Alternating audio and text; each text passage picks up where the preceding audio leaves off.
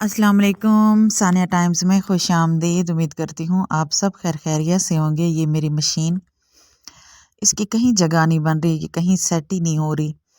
तो ये आजकल ये बाहर चारपाई में के नीचे पड़ी रहती है, ट्रॉली में। लेकिन इसको कवर करने का मसला था, तो मैंने सोचा चले मैं इसका कुछ ऐसा कवर बना लेती हूँ, इसको के ऊपर नमी भी ना पड़े। और मैं बड़े अरसे से इसका कवर बनाना चाह रही थी, तो मैंने सोचा चलो अब बना ही लेती हूँ।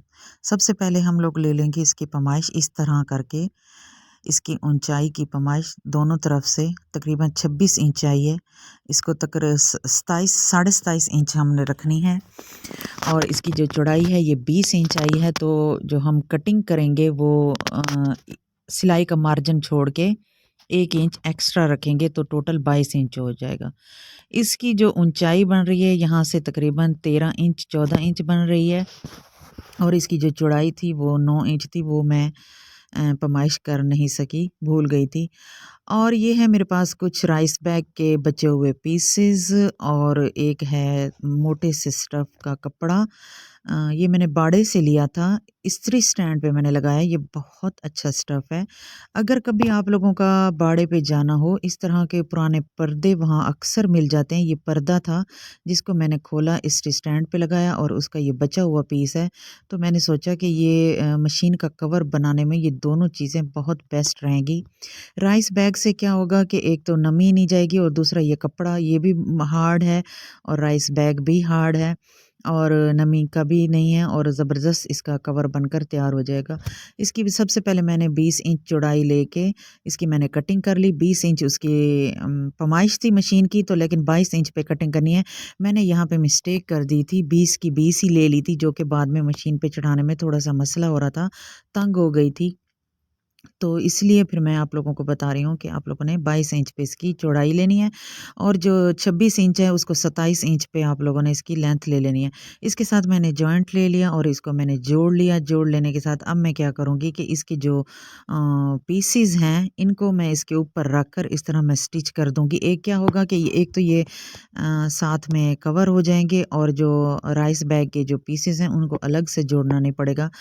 और फिर जो 26 इंच वाली लेंथ है इसको हम लोग इस तरह फोल्ड करके इसकी पैमाइश ले लेंगे कि अब कितनी होती है। 26 को हम डिवाइड करेंगे तो 2 पे डिवाइड करेंगे तो 13 ही आएगा, और 13 इंच लेंथ और 9 इंच चौड़े मैंने 2 पीस कट किए हैं। 9 इंच चौड़ाई थी, तो 10 इंच हम लोग इसकी चौड़ाई पे कटिंग करेंगे, और 13 इंच हम लोग लेंथ ही लेंगे। 13 इंच काफ़ी होगी, बल्कि सिलाई करने के बाद थोड़ा सा ये एक्स्ट्रा कपड़ा बच भी जाता है, उसको दोबारा कट करना पड़ता है। ये बिल्कुल पैमाइश के मुताबिक ही पीस आ रहे थे, तो मैंने इसको इस तरह कट कर लिया। इसके साथ ही राइस बैग के भी इसकी पैमाइश के मुताबिक 10 इंच चौड़े रखने हैं, और 13 इंच लेंथ पे इसके हम लोग पैमाइश पे राइस बैग के पीस भी कट कर लेंगे। इसको कटिंग करने के बाद इसको मैंने इसके ऊपर भी मैंने सिलाइयाँ लगा ली, क्योंकि राइस बैग है वो थोड़ा-सा स्लिपी था, और वो बार-बार स्लिप भी हो रहा था। इसको आप लोगों ने चारों तरफ से कवर करें या सेंटर में 2-3 लाइनें लगा के कवर कर लें, तो ये बहुत अच्छे से कवर हो जाता है। अच्छा, ये जो राइस बैग होता है, ये किसी भी किराना स्टोर पे जाएँ, उन्हें कहें कि हमें जो राइस बैग की थैली होती है ना, जैसे कायनात राइस होते हैं या सेला राइस होते हैं, ये उसके ना थैला है। किराना शॉप पे आसानी से मिल जाता है, 50 रुपए का या 60 रुपए का, वो आप लोगों को दे देंगे। लेकिन इसका जो स्टफ़ है और इसकी जो खूबसूरती है ना, बहुत ज़बरदस्त है। जो इसका प्रिंट वाला हिस्सा था वो मैंने अंदर की तरफ ही रखा, और जो इसका शाइनिंग वाला है वो मैंने बाहर ही रखा, ताकि खूबसूरती नज़र आए इसकी। अब हमने इसको इस तरह फ़ोल्ड कर लेना है, और ऊपर से इसको हल्की सी गुलाई दे देनी है, तकरीबन 1 इंच के फासले पे 1.5 इंच की जितनी इसको गुलाई दे देनी है।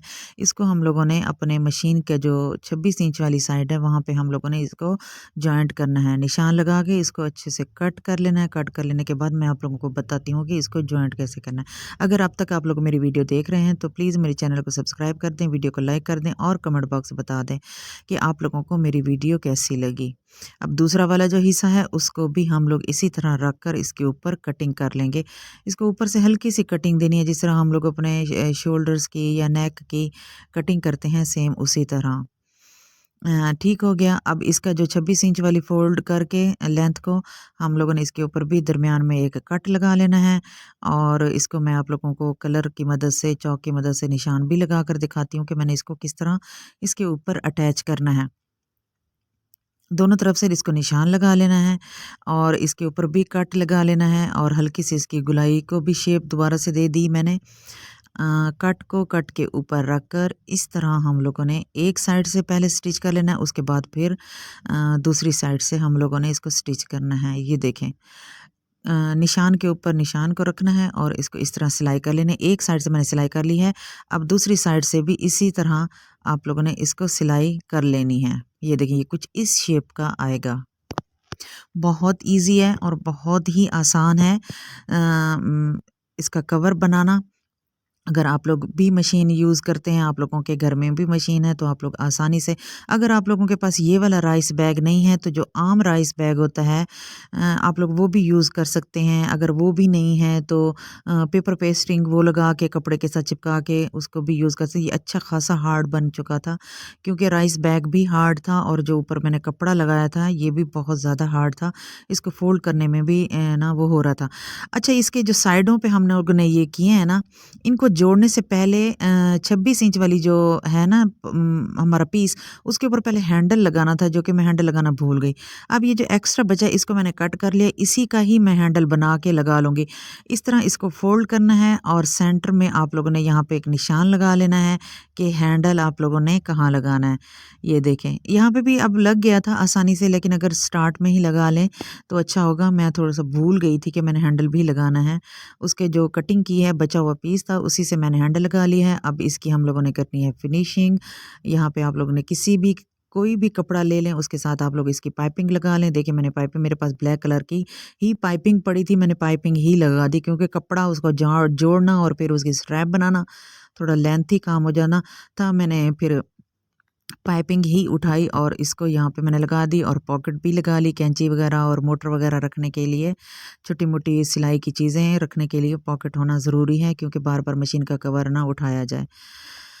तो ये देखें जी, मशीन का कवर बनकर हो गया तैयार। उम्मीद करती हूँ आप लोगों को मेरा आइडिया अच्छा लगा होगा, तो प्लीज़ चैनल को सब्सक्राइब भी कर दें, वीडियो को लाइक भी कर दें और कमेंट बॉक्स में भी बता दें। जो लोग मेरे चैनल पे नए आए हैं तो प्लीज़ चैनल को सब्सक्राइब कर दें। अपना और अपने फैमिली मेम्बर्स का ख्याल रखें, दुआओं में याद रखें और इसी तरह मेरे चैनल पे आते रहें, वीडियो को देखते रहें, लाइक करते रहें और शेयर करते रहें। अल्लाह हाफ़िज़।